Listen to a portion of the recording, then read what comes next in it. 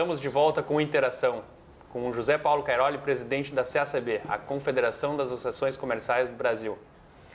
Cairoli, seguindo o nosso assunto, e já tocamos na questão dos indivíduos, já tocamos na questão da integração das redes, das ações que as pessoas conseguem fazer de forma integrada, ou seja, um coletivo forte é um coletivo que tem indivíduos fortes, então já trouxemos o quanto um indivíduo tem que se preparar para estar interagindo e melhorar as condições em que ele se encontra, no ambiente que ele se encontra, ou seja, no país dele, no Brasil. Agora, um ponto que, quando a gente sempre conversa com o empresário, não pode deixar de ser citado, é a questão tributária.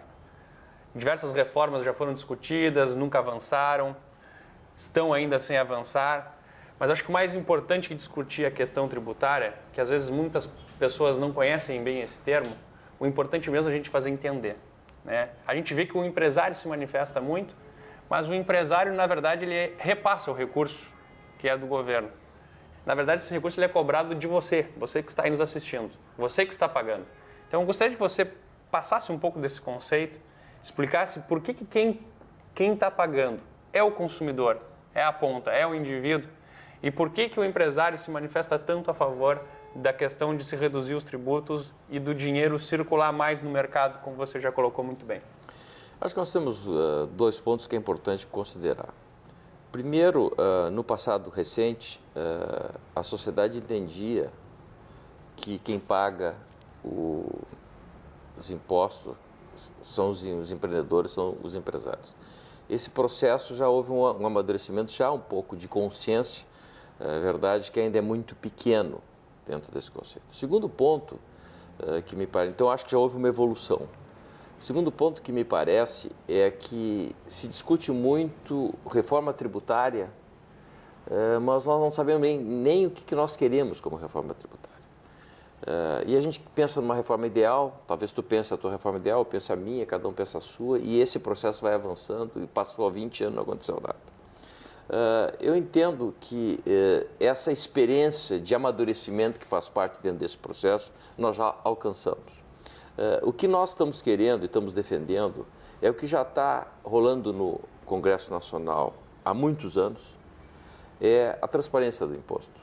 Então, não vamos discutir reforma sem antes saber o que nós estamos pagando.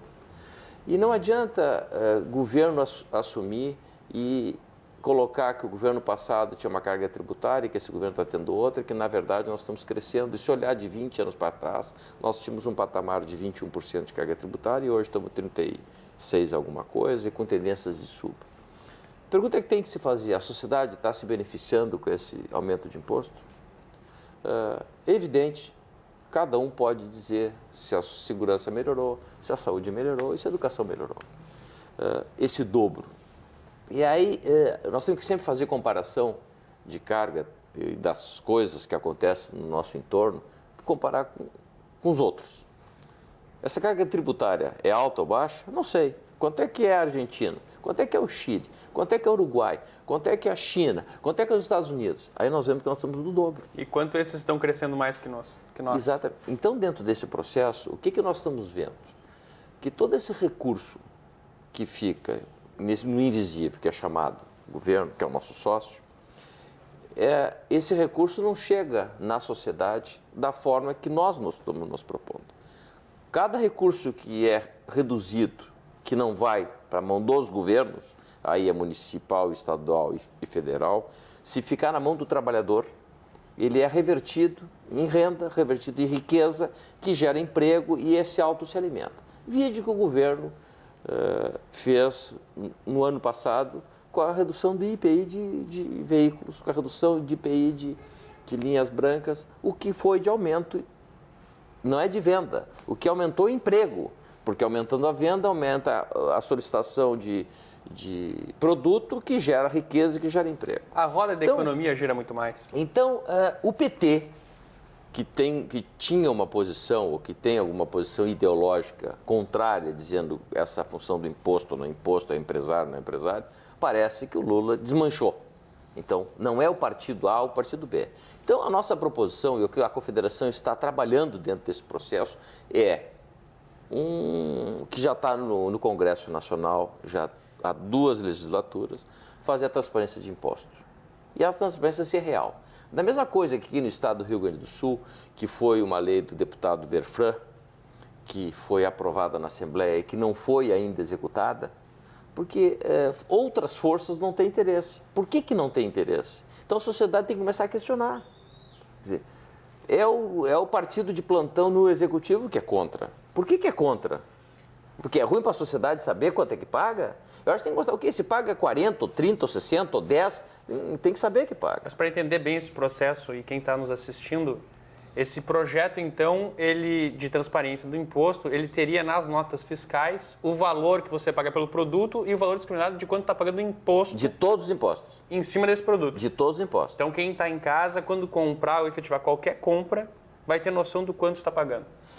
A proposta é exatamente essa. Hoje existe energia elétrica e telecomunicação o valor somente do ICMS, que seguramente eu não acredito que o telespectador saiba quanto é que paga de imposto. Está escrito na nota, mas a função nossa como defensores dessa ideia é que coloque na nota. Compete a cada indivíduo assumir e reconhecer quanto que está pagando desse imposto e efetivamente vendo o custo. Só nós estamos falando do ICMS, mas a nossa proposta não é o ICMS, é que tem que ter todos os impostos. Maravilhoso. Todos os impostos estarem incluídos. Aí a gente faz uma comparação do mesmo produto aqui no país, quando nós compramos em outro lugar. Por que a diferença é tão grande?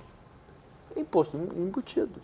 E será que nesses países do nosso entorno não tem uma estrutura social importante de educação e de saúde e segurança? Tem também. É a mesma então, coisa. Por que esse valor tão alto? É a mesma coisa que a gente enxergar na gasolina. Por que a nossa gasolina é tão cara? Não é um bom comparativo, pessoal? Primeiro tem uma explicação, né? Primeiro é porque nós não éramos um produtor. Nós tínhamos uma presença de produção própria pequena. Hoje nós somos autossuficientes e continua o mesmo imposto. Então não houve variação. Então, são questionamentos. Nós temos que sair um pouco da ideologia, do debate por eu sou a favor do liberal ou sou a favor do social, essa conversa que não leva a nada. Nós temos que ser na prática. Se nós aumentarmos a renda do trabalhador sem onerar a produção, nós geramos mais riqueza ou não? Essa é a questão. Tá, ok. Se essa questão não tiver resposta, então vamos fazer o produto vir da China. De alguém que faça melhor só e mais barato do que então, nós. O país não pode ser um país de consumo, tem que ser um país de geração de riqueza. Como é que se gera riqueza? Produzindo no seu país. E não adianta criar leis de amarrar, de não permitir que se compre em outro país. Então, o mundo globalizado não permite que se faça esse tipo de equação e que não se comunique com a população. Então, acho muito importante que esse é um processo que é do teu programa e é um processo que a gente tem que construir e cada vez mais consolidar. Há possibilidade de transparência. Ótimo. Se eu tenho segurança no que a minha ideia é melhor, eu quero que as pessoas saibam, senão eu vou esconder. Isto que me parece que está se querendo no universo, no nosso país. Quer dizer, há uma ideia de não mostrar. Eu acredito que na próxima legislatura esse é um tema que vai ser tratado na arrancada do ano de 2011. E nós vamos estar presentes, como nós estamos agora, já no Congresso, trabalhando dentro dessa linha. É o que todos nós esperamos e que vocês estejam na nossa defesa. Carole, para levarmos para o encerramento, uma questão. Gostaria que você transmitisse alguns dos valores que você acredita, você, Cairoli, como indivíduo. Os valores, a gente falando em valores, tudo aquilo que lutamos e acreditamos. Acho que o ponto básico de qualquer indivíduo é primeiro ter a célula nossa, que está dentro da família. Nós temos que ter essa capacidade de construção de toda a nossa vida alicerçada na família. Se nós não tivermos a estrutura familiar, não tivermos, nos casos, os pais que nos geraram e que nos deram todo o caráter, que esse caráter a pessoa tem ou não tem, o resto tu constrói, para mim esse é o ponto básico. Então, esse mundo que cada vez está mais movimentado, cada mais agitado, que está tornando a gente ficar menos em volta da família, a gente tem que estar olhando, focando isso, não na quantidade do tempo, e sim na intensidade do momento.